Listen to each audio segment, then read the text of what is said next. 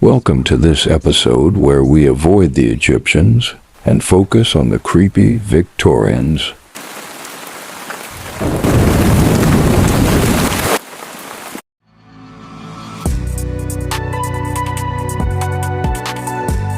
This is not cool. Like, is this a good plot twist? What is this? There's nothing good about this. This is giving me the ick. I wonder who that could be. Hello. Let's talk about some Victorian embalming secrets. The Victorians were obsessed with death, but their embalming methods were pure horror stuff. They used arsenic, mercury, and zinc chloride to preserve the bodies, which, yes, poisoned the soil and water for decades. One embalmer bragged that he could keep a body preserved in open air for 30 years. Want to know how? Well, it was by injecting hot wax and lead into their veins. Some families even kept their embalmed relatives home for days, dressing them up for photos, which they called mourning portraiture. You'd want to be preserved forever, or would you rather rot in peace? Drinking 200-year-old embalming fluid won't kill you. We know this because the Victorians did it, and they wrote extensively on their experiences. As a Victorian guide to Farleigh Castle says, one of the full-size leaden coffins has a perforation on the right shoulder through which a stick may be introduced and the embalming matter extracted. This appears to be a thick viscous liquid of a brown colour and a resinous smell and consistence. Another pamphlet warns against this practice, saying, experimentalists have been known to actually insert a stick and taste the embalming liquor. In order to prevent further mischief, an iron-barred gate, originally there, has been restored, through which all that is within can be seen perfectly well, and there it stands to this day to prevent us from drinking the sweet, sweet coffin liquor. Obviously, this formaldehyde drinking malarkey was during Victorian times. Drinking modern-day embalming chemicals is deadly, really deadly. And it would be a very painful way to die, plus it tastes like trash.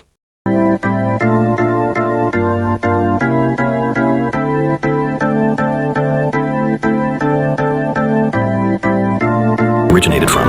During the Victorian era, rich people became scared of mistakenly being buried alive at their funeral, due to rumors of it happening to others, so wealthy families would pay for tombs above ground for their bodies to lay once they have passed.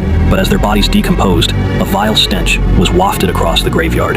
This is where the phrase, stinking rich, came from. This year, I lost my dear husband, Edgar. Quit telling everyone I'm dead! Sometimes I can still hear his voice. You're learning so many important things, and I'm so proud of you. Did you know people were once buried alive? By mistake. In Victorian Britain, doctors couldn't always tell if someone was truly dead, so they built safety coffins with bells and breathing tubes. If the dead person woke up, they could ring a bell to be rescued. Some cemeteries in the UK still have those bell posts today, and that's where the phrase "saved by the bell" actually comes from. Now imagine waking up in total darkness, buried, trapped, alone. Victorian nightmares weren't just stories, they were real. The Victorians was certainly gothically unique. Beliefs and superstitions about funerals in the Victorian era.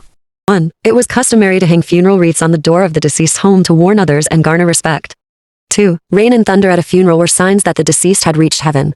3. It was said if the pallbearers at the funeral stumbled or dropped the casket during the procession, it was a sign another death in the family was coming. 4. It was believed that eating or drinking in the presence of a corpse was bad luck. Therefore, food and drinks were often covered or removed during a wake. 5. It was customary to have someone stay with the body of the deceased until burial to protect against evil spirits and other mishaps.